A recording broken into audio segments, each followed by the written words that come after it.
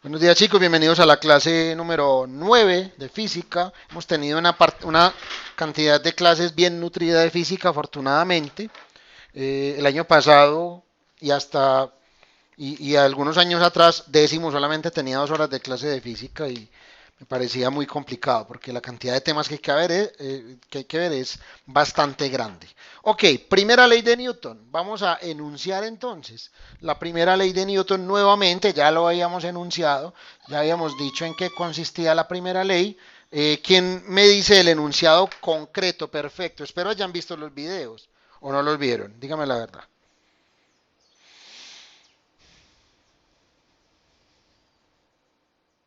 Hola, viven. Primera ley de Newton. Cuéntenme. Yo quiero. Hágale, Samu, papá, excelente. Yo iba a decir ya. Perfecto. Cuéntame, Samu, ¿cuál es el enunciado? Todo cuerpo permanece en reposo o con movimiento rectilíneo uniforme a menos de que una fuerza externa neta actúe sobre él. Todo cuerpo permanece en reposo o en movimiento rectilíneo uniforme a menos de que, yo creo que hay que escribir el de que. A veces el de que es un error. Otras veces el que también es un error, el queísmo o el dequeísmo. En este caso, a menos de que una fuerza externa. Ojo que esto es muy importante, cada elemento es importante. Neta actúe sobre él. Esto tiene unas implicaciones súper poderosas, muy poderosa esta primera ley de Newton. Hasta el momento no hay excepciones de las leyes de Newton, ni en particular a la primera ley de Newton, salvo por los sistemas acelerados, que después vamos a hablar un poquito de ellos. Lo importante es que este es el enunciado de la primera ley de Newton, es fundamental. Esto lo dijo Isaac Newton en el año 1666. Isaac Newton en el año 1666 habló precisamente de este enunciado de las leyes de Newton y en particular de la primera ley. Todo cuerpo permanece en reposo, en movimiento rectilíneo uniforme, a menos de que una fuerza externa neta actúe sobre él. Chicos, entiendo que no, algunos no amen la física, pero también entiendo que si ustedes quieren ser seres humanos completos, íntegros e inteligentes, deben conocer la historia de la humanidad y no solo la historia de lo que vayan a estudiar, ¿cierto? Entonces es importante tener estas ideas globales de lo que pasó en la humanidad durante toda su historia y hasta en la prehistoria. Pero bueno, esto dijo Newton en el año 1666, es algo fundamental. Esto es algo que rige nuestras vidas, a pesar de que no lo tengamos presente todo el tiempo, pero es algo que rige nuestras vidas. ¿Qué significa esto? Que si yo tengo una silla allí puesta, ¿sí? Aquí, ¿dónde está? Se las voy a mostrar con mi camarita. Tengo esa silla ahí puesta. Yo puedo asegurar que ella va a permanecer allí en reposo, forever, a menos de que haya una fuerza externa que actúe sobre ella y cambie su estado de movimiento, ¿cierto? Eso es lo que dice la primera ley de Newton. Ok, eso nos dice entonces la primera ley de Newton, muy importante, muy relevante. Ahora, ¿existirá alguna manera de que por arte de magia la silla se mueva sola? Según la ciencia, no.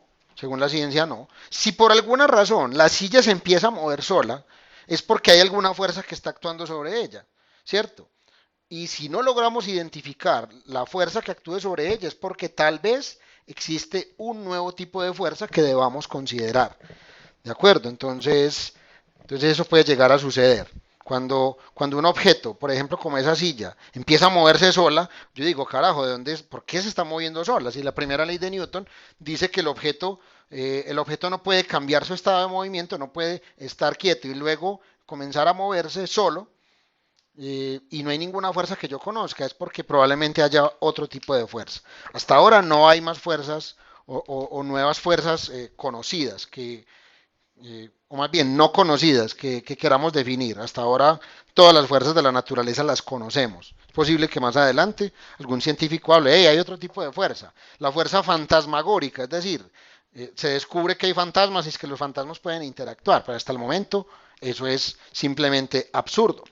Ok, eso dice entonces la primera ley de Newton. Ahora, permítame, yo organizo un poquito esta cámara que ya la embarré.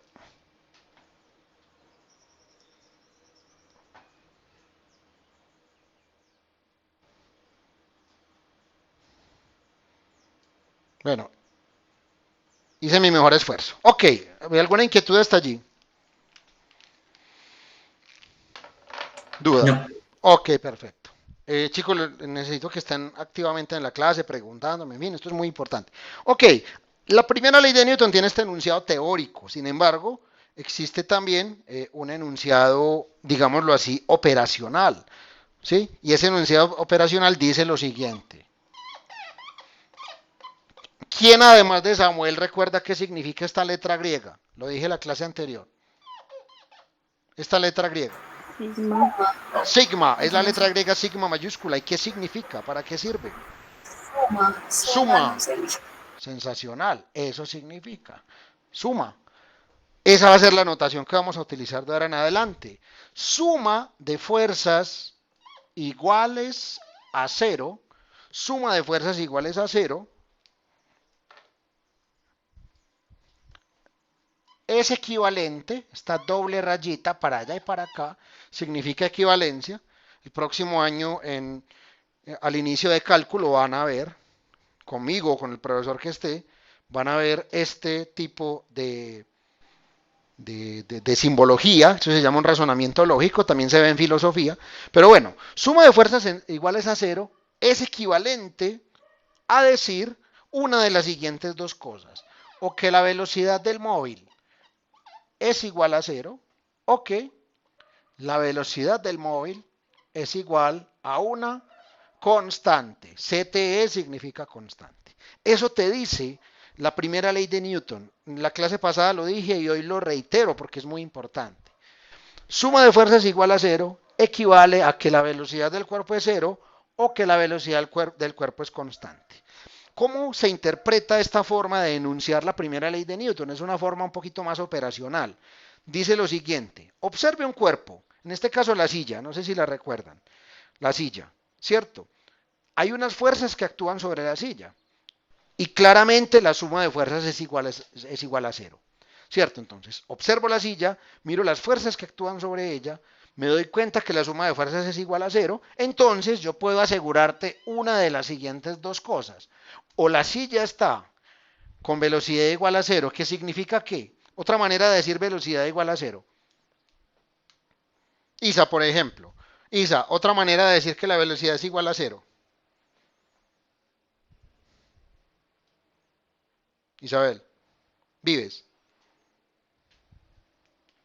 Isa.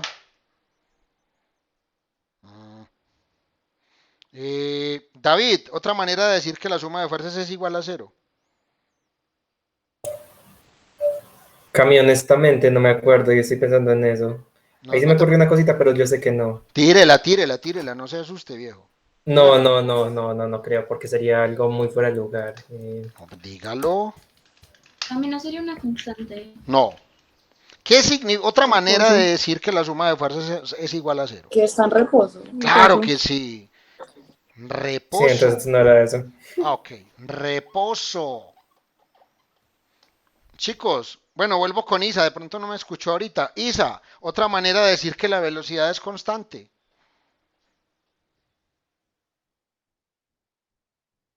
Bueno, Isa no está con nosotros.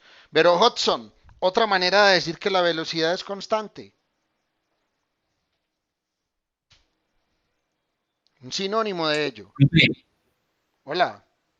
pero Hudson, pues yo vi que ahorita se salió, de más que se le fue el internet o algo. Ok. Juanse, otra manera de decir que la velocidad es igual a una constante. Hay posibilidad de que la aceleración sea cero.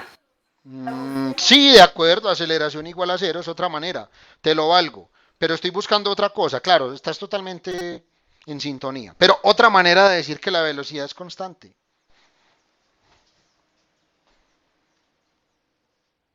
Clarita, otra manera de decir que la velocidad es constante. Si, No sé, profe. si un objeto tiene velocidad constante, entonces es porque ¿qué?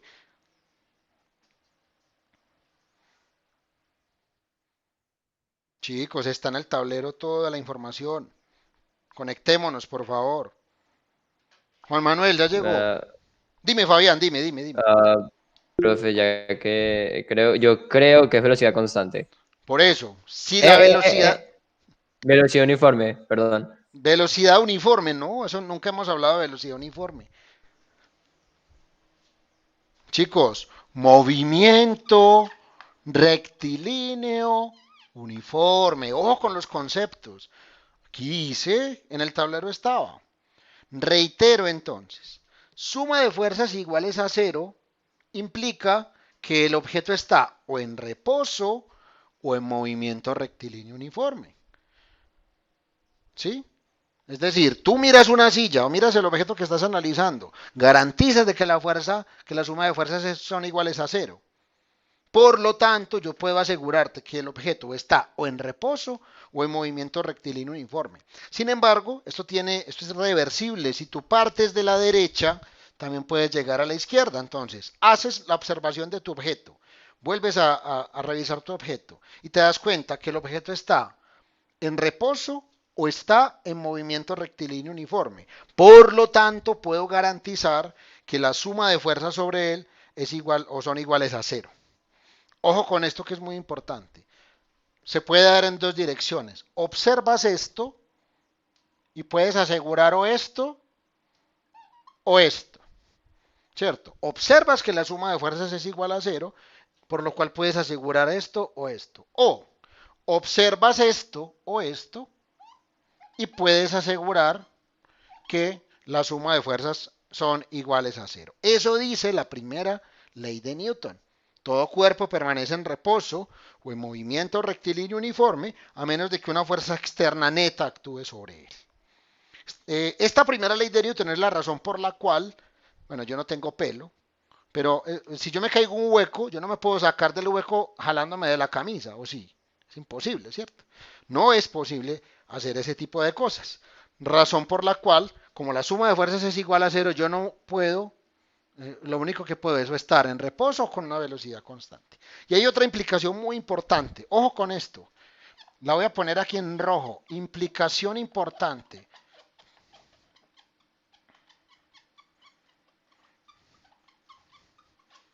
Chicos, necesito que me confirme, por favor, si Vero Hudson volvió, si Isabel volvió. Si no, es como si no hubieran estado.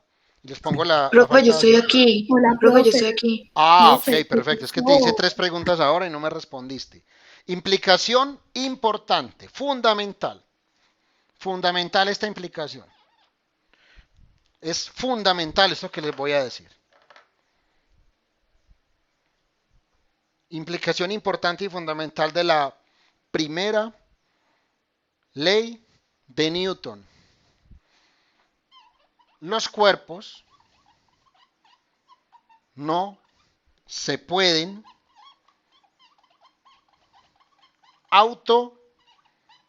autoacelerar. Los cuerpos no se pueden acelerar ellos mismos. Para que un objeto se acelere, ¿qué es lo que es aceleración? ¿Quién recuerda? Isa, ya que volviste, ¿qué es aceleración? ¿Me recuerdas, por favor? Profe, pues la aceleración no es pues como un tipo de fuerza, No, no no es es un una tipo de fuerza. fuerza. ¿Cómo se define la aceleración? Laura, ¿sabes? ¿Cómo se define la aceleración? Profe, no sé, la verdad. ¿Cómo que no? No me maten, por favor, muchachos. Que hemos visto durante todo este tiempo. ¿Cómo se define aceleración, muchachos? Ojo con esto. Samuel, ¿qué es la aceleración? Metros La por segundo al aceleración. cuadrado. No, esas son las unidades, David. ¿Qué es Ah, aceleración, Samu? La aceleración es delta de velocidad sobre delta de tiempo o cambio en la velocidad sobre cambio en el tiempo. Muchachos, algo sencillo, algo conceptual, por favor. Ojo, no me hagan dar una hernia discal. La aceleración, básicamente, es el cambio de velocidad en un tiempo determinado. Entonces, ¿qué significa esto? Significa que los cuerpos no se pueden autoacelerar. Un cuerpo por sí solo no se puede acelerar. ¿Qué necesita un cuerpo para acelerarse? Un objeto externo que le entregue esa aceleración. Entonces, por ejemplo, un carro. Vos vas en un carro y tú apretas el acelerador y efectivamente la velocidad del objeto aumenta, la velocidad del carro aumenta, eso es real. ¿Pero por qué? No es porque el objeto se autoacelere, es porque las llantas giran hacia adelante y las llantas tienen una fricción con la superficie que es el piso y por tercera ley de Newton, que lo vamos a ver un poco después, el piso le ejerce una fuerza hacia adelante a la llanta, pero siempre voy a necesitar de un cuerpo externo. Es decir, si tú estás solo en el universo, no interactúas con nadie, estás solito en el universo, flotando en el espacio exterior, no interactúas con nadie, allí te vas a quedar. Y es imposible que te muevas por sí solo, que te aceleres por sí solo, que cambies tu velocidad. Si estás flotando en el espacio, allí te mantendrás, porque no puedes autoacelerarte, a menos de que llegue por acá un objeto, te golpee y te cambie tu estado de movimiento. Eso es sumamente importante. Los cuerpos no se pueden autoacelerar. O recuerden el ejemplo del tipo que se cae del hueco. Yo no me puedo sacar de un hueco jalándome de la camisa. Es imposible, no salgo. ¿Qué necesito? Una cuerda que está amarrada de afuera. Esa es mi interacción con otro objeto. ¿Qué necesito? Escalar por las piedras. ¿Quién me está entregando la tracción para subir? Las piedras que están allí. ¿Qué necesito? Saltar. ¿Quién me está entregando la aceleración? El piso cuando yo salto. Necesito de un cuerpo exterior. Eso dice básicamente la primera ley de Newton. Los cuerpos no se pueden autoacelerar. Hay varias implicaciones allí muy importantes. ¿Alguna inquietud hasta allí, muchachos? Pero yo tengo una duda. Adelante, Samu. Por ejemplo, si uno utiliza en ese caso movimiento circular uniforme, Correcto. entonces, pues podría cumplir la primera ley de Newton, digamos, un No, objeto. no. No, Te explico por qué, Samu. En un movimiento circular, la velocidad no es constante. En ninguno. Podría ser un movimiento circular uniforme. Sin embargo, la velocidad no es constante. ¿Recuerdan lo que les decía? Hay dos aceleraciones en un movimiento circular. La aceleración tangencial y la aceleración centrípeta. La aceleración tangencial es la que ocasiona el cambio de magnitud en la velocidad. Y la aceleración centrípeta es la que ocasiona el cambio de dirección. Es decir, que tú no puedes tener una velocidad constante en un movimiento circular. Pero es muy válida la pregunta, Samu. No puedes tener una velocidad constante en un movimiento circular. ¿Qué puedes tener constante? La velocidad angular o la magnitud de la velocidad. ¿De acuerdo? Entonces no se aplica la primera ley de Newton allí porque el objeto cambia de dirección. Y si cambia de dirección, la velocidad cambia. En los videos que les mandé hay un poquito más de profundidad. Gracias por esa pregunta, Samu. Ok, vamos ahora con el tema que más nos atañe el día de hoy y que es muy importante. Bueno, discúlpeme si fue un poquito vehemente con eso de que debían saber qué es la aceleración, pero entiéndame por favor que son conceptos básicos que hemos desarrollado ampliamente, entonces bueno, pero igual estoy aquí para aclarar inquietudes, no lo tomen como un regaño, sino como, hey, despertemos, que necesitamos aprender eso. Tipos de fuerza, algo muy importante. Tipos de fuerza. Voy a mirar qué hora es porque, bueno, vamos hasta las 10:15. Tipos de fuerza. Ok, vamos a determinar ciertos tipos de fuerza dependiendo de los objetos que interactúan con el sistema que yo estoy analizando. ¿De acuerdo? Entonces el sistema que yo estoy analizando es una pelotica, por ejemplo. Tipos de fuerza. Primer tipo de fuerza. Y es muy importante. Primer tipo de fuerza. Peso. Primer tipo de fuerza. El peso. El peso es la fuerza que ejerce La Tierra es la fuerza que ejerce la Tierra a objetos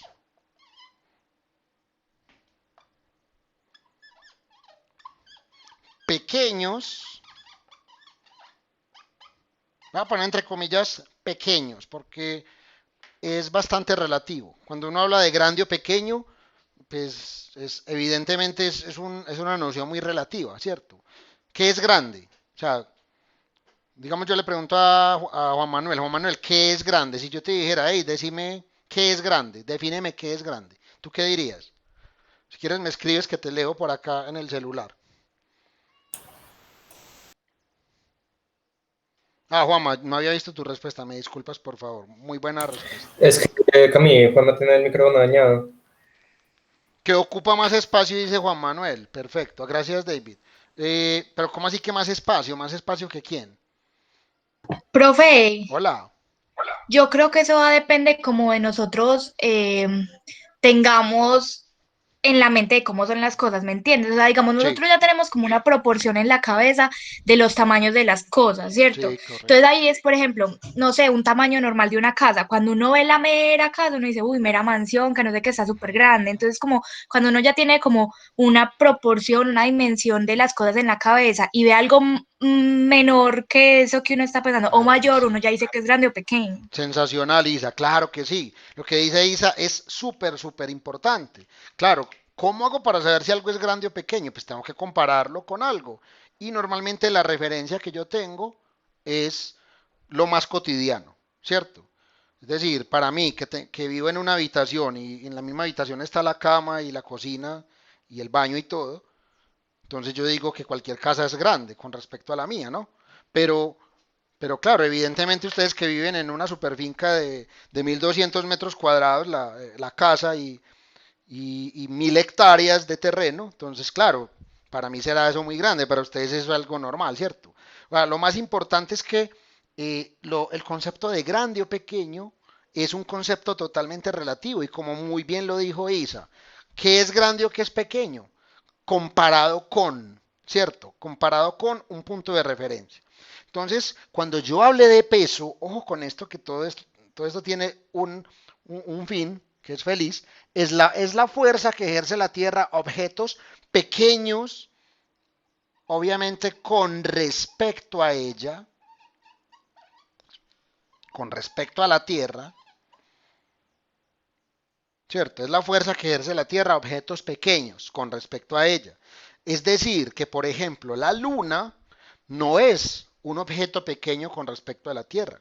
De hecho, la Luna es aproximadamente en masa una sexta parte de la Tierra y en volumen es como una tercera parte. Es decir, los tamaños relativos de la Luna y la Tierra son semejantes, a pesar de que la Tierra sí es más grande, corresponde más o menos a unas 3 o 4 veces más grande, pero hay una diferencia que no es tan abismal. De hecho, los científicos dicen que en realidad la Tierra y la Luna, o sea, no, la Luna no es un satélite de la Tierra, sino que la Tierra y la Luna forman un sistema dual de planetas que están haciendo esto. Es como si fueran dos planetas que estuvieran entrecruzándose.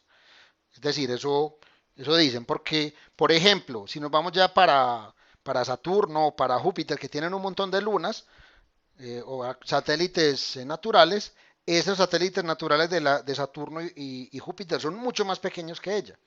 Entonces, bueno, digamos que con respecto a ella, es decir, no podríamos hablar del peso de la Luna. El peso de la Luna no tiene ningún significado porque para hablar de peso tengo que hablar de la fuerza que ejerce la Tierra a objetos pequeños con respecto a ella. Y cercanos. Esto también es otro punto importante, también es como lo dice Isa de manera muy, muy acertada, cercanos. Y cuando hablo de cercanos es también con respecto, por ejemplo, al radio de la Tierra. Si yo estoy hablando de algunos kilómetros, no hay ningún problema. Pero si estoy hablando de cientos de miles de kilómetros, ya la cosa cambia. Entonces, el peso es la fuerza que ejerce la Tierra a objetos pequeños con respecto a ella y cercanos. Esa es la definición inicial. Ahora, se dirige verticalmente hacia abajo. Yo sé que puede sonar un poquito redundante. La primera vez que yo escuché esto de un profesor de física que me enseñó mucho, me pareció redundante. Yo, pero este man está loco, ¿cómo así que verticalmente hacia abajo? No, no es redundante, porque yo podría tener verticalmente hacia abajo, pero también podría tener verticalmente hacia arriba, ¿cierto? La dirección vertical es simplemente una línea recta. Ahora, decir verticalmente hacia abajo es que es en la vertical, pero hacia abajo, o decir verticalmente hacia arriba, es en la vertical, pero hacia arriba. Entonces no es redundante. Ok, verticalmente hacia abajo. Eso es muy importante.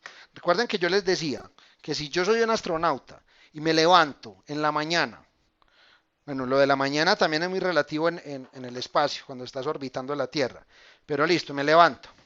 ¿Cómo hago para saber a dónde queda el arriba y a dónde queda el abajo? Muy sencillo. El arriba y el abajo es un concepto netamente gravitacional, ¿cierto? ¿Para dónde queda abajo? Donde caigan los cuerpos, ¿cierto? Usted está en el espacio o en alguna parte del universo, en alguna parte, usted suelta un objeto y para donde caiga, ahí queda el abajo. Sin embargo, en el espacio, usted suelta este marcador y el marcador se queda ahí flotando. Entonces no hay noción de arriba o abajo, es muy complicado. Ok, se dirige verticalmente hacia abajo. Eso es muy importante. Ojo con esto, gráficamente, ¿cómo es el peso?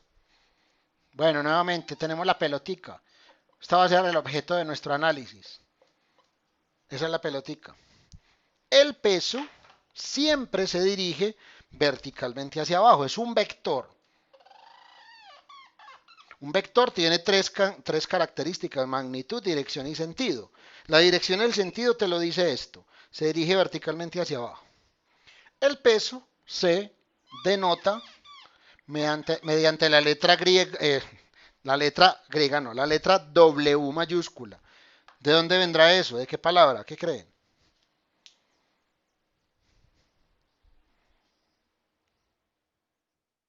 Porque es W y no P. ¿Qué creen? Estoy solo en la clase. ¿Qué pasó? Por la palabra en inglés, porque empieza con Obviously, W. the weight. Creo que se escribe así, ¿no? De ahí viene. Por eso el peso en todos los libros aparece W, weight, de la palabra en inglés. Ahora, matemáticamente, esto es muy importante. Matemáticamente, el peso se calcula multiplicando la masa por la gravedad. Yo Profe, después, dímelo, Fabián. esa línea arriba de la W significa que es una fuerza. Esta línea arriba de la W significa que es un vector y que como Ah, que es un vector vector. tiene tres características: magnitud, dirección y sentido. Si estuviera así, no sería un vector, sino que solamente tendría magnitud. Por ejemplo, cuando yo te hablo de la temperatura, yo no puedo tener una temperatura con un vector, porque la temperatura es un numerito, un número real. Pero esto sí es un vector. Tiene tres características: Ok. magnitud, dirección y sentido. Ok. La dirección y sentido la entrega esta definición. Siempre se dirige verticalmente hacia abajo. Ahora, la magnitud te la entrega esta expresión matemática. El peso siempre será igual al producto de la masa por la gravedad. Masa por la gravedad. En donde m es la masa del objeto, o sea, de esta pelotica, masa del objeto, y g es la gravedad del planeta. Chicos, pregunta, ¿qué tipo de cantidad física es la gravedad? Me está preguntando Juan Manuel, discúlpame, profe, así es con el Sol y su sistema. Claro, estoy muy retrasado con los mensajes, qué pena, Juanma. Sí, claro, correcto. De hecho, el Sol y todos los planetas, más bien todos los planetas que orbitan alrededor del Sol son mucho más pequeños que él. ¿Sí? Si yo hiciera un promedio de la mayor cantidad de masa del sistema solar, la mayor cantidad de masa está en el Sol. El resto son muy pequeñitos con respecto al Juanma para responderte. Ahora vamos con esta pregunta. ¿Qué tipo de cantidad física es la gravedad? ¿Quién me lo sabe responder? ¿Qué cantidad física es la gravedad? La aceleración. Es una aceleración, claro que sí. Sensacional. Es una aceleración. ¿Qué unidades tiene la gravedad en ese orden de ideas?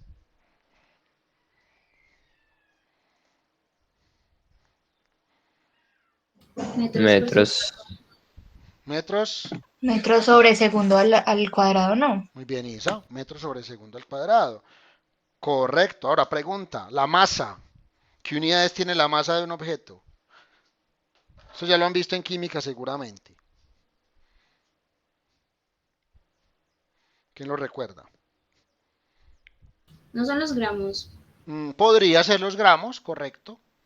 Podría ser los gramos. Pero en el Sistema Internacional de Unidades, ¿qué unidades tiene la masa? ¿Sí saben qué es el SI? Sistema Internacional de Unidades, ¿o no? Centímetros cúbicos. No, eso es una unidad de volumen, pero vale. No, No son los Kilogramos, no. los kilos. kilogramos, Yo- claro que sí. Sí, yo creo que son los kilos. En el Sistema Internacional de Unidades son los kilogramos. Son conceptos previos que seguramente vieron ya en física el año pasado, en química, Profe. etcétera. Cuéntamelo. La W que pusiste en la fórmula no debería tener el vector, pues que significa que sea vector, o no es necesario ponerlo en la fórmula. Aquí no es necesario por una razón, Samo, y resulta que esta W, le pongo la flecha porque es un vector. La magnitud, perdón, la dirección y el sentido la entrega esta parte. Y la magnitud la entrega esta parte. Es decir, esta expresión es para calcular la magnitud. Por lo tanto, no voy a hablar de la cantidad vectorial acá porque la dirección y sentido ya la conozco. Esta es la manera de encontrar la tercera característica del peso, que es un vector, es decir, su magnitud. Es el producto de la masa por la gravedad. Ok, kilogramo metro sobre segundo al cuadrado. Eso significa que las unidades de peso, siempre que yo ponga una cantidad física entre corchetes, es porque estoy tratando de indagar acerca de sus unidades, son los kilogramos por metro sobre segundo al cuadrado. Esas son las unidades. Resulta que en física, cuando unas unidades son muy recurrentes, cuando aparecen en muchas ocasiones y cuando son muy complejas, los físicos somos muy perezosos y decimos, vea viejo, esto lo vamos a utilizar, estas unidades las vamos a utilizar en todos los procedimientos de física. Entonces, ¿para qué diablos voy a dejar esto tan enredado si lo puedo simplificar? A estas unidades se les llama o se les nombra con la letra N mayúscula, que significa nada más ni nada menos que newtons. En honor, obviamente, al loco que se inventó toda esta vaina, Isaac Newton más bien. Listo. Entonces, de ahora en adelante, ojo con esto, toda fuerza, no solo el peso, toda fuerza tiene unidades de kilogramo por metro sobre segundo al cuadrado, pero más conocida como newtons. Toda fuerza tiene unidades newtons, como unidades newtons. Y un newton corresponde a un kilogramo por metro sobre segundo al cuadrado. De ahora en adelante, toda fuerza y en particular el peso, que es un tipo de fuerza, se mide en newtons. Hay otros sistemas de unidades. Por ejemplo, en el sistema inglés, esos manes están locos. Los ingleses están casi tan locos como los gringos. Los ingleses, como se creen, los dueños del mundo y en gran parte sí tienen mucho poder. Entonces ellos hacen todo al revés. Ellos conducen, el volante de ellos es a la derecha, por ejemplo. Una cosa rarísima. Conducen por la izquierda. Están locos. Y tienen un sistema de unidades muy particular. Para ellos, las unidades de fuerza no son los newtons, sino las libras. Las libras fuerza. Es una cosa muy fea. A mí no me gusta para nada ese sistema inglés. Pero en términos generales, el sistema internacional, que es el sistema en donde la mayoría de países, excepto Estados Unidos e Inglaterra, están de acuerdo. Las unidades son metros, kilogramos y segundo, y las unidades de fuerza en particular son los newtons. ¿Alguna inquietud?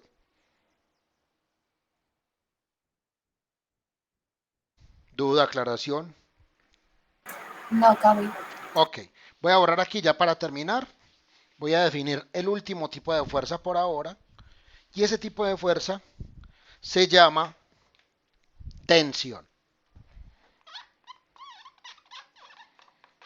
Fuerza de tensión. Voy a definir la fuerza de tensión de la siguiente manera. La fuerza de tensión es la fuerza que ejercen las cuerdas. Esto es muy importante. Voy a poner entre paréntesis los cables. Solo que los cables tienen una característica, es algo diferente entre cuerdas y cables. Ya les voy a decir cuál es. Es la fuerza que ejercen los cuerdas o cables sobre los objetos atados a ellas. Bueno, voy a poner aquí a ellas o a ellos, si fueran cables, ¿no? No es porque sea lenguaje inclusivo, sino porque estoy hablando de cuerdas o cables, ¿no?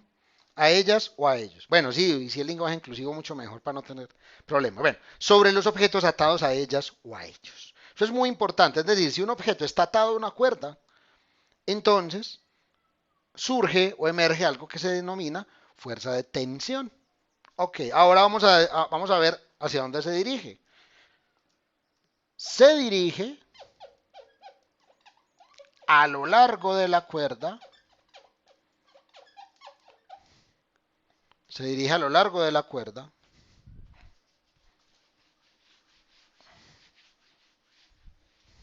Se dirige a lo largo de la cuerda, sigo aquí arriba. Y solo puede alar a los objetos. Solo puede alar a los objetos. Es decir, yo le voy a amarrar una mano a Isabel con una cuerda, ¿cierto? Entonces yo le amarro la mano a Isa con una cuerda. Yo no puedo empujar a Isa con la cuerda. Yo lo único que puedo hacer es alarla, ¿cierto? Los cuerpos solamente pueden, las cuerdas solamente pueden alar a los objetos. Si quiere decir jalar, pues tampoco le veo ningún lío. Aunque yo creo que la palabra correcta es alar, con H. Y solo puede alar a los objetos. Me explico, ya con esto terminamos la clase. En muchas ocasiones van a encontrar este tipo de cosas, ¿cierto? Normalmente, ¿eso qué significa? Un techo, ¿sí o qué? Eso es un techo. Y supongan que del techo está colgado, por ejemplo, una pelotica.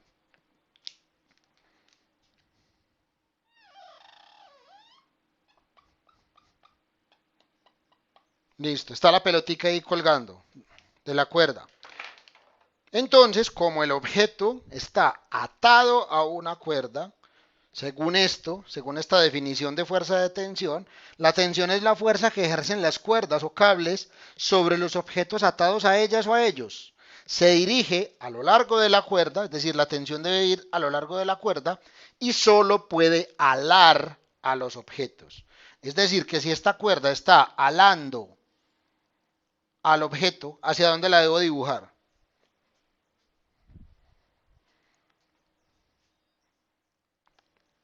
Si esta cuerda está alando al objeto, ¿hacia dónde la debo dibujar? ¿Qué creen? Se vale equivocarse. Aquí sí, en la definición de aceleración no, pero aquí se pueden equivocar. Tírense al agua. Vero Hudson, ¿hacia dónde debo dibujarla? Abajo. Abajo. O sea que si dibujo hacia abajo está alándola. ¿Están de acuerdo con eso? ¿Qué más? Alguien que tenga una idea contraria a la de Vero. No, todavía no he dicho cuál es la correcta. Yo también pienso que fuera abajo. Esa es la Tierra, ¿no? También para abajo. No, ¿cuál tierra? La Tierra está aquí abajo. No estoy hablando del peso. La tensión debe ir hacia arriba, porque está alando al objeto. La tensión de la cuerda es lo que evita que el objeto se caiga. Chicos, con esto damos finalización a la clase.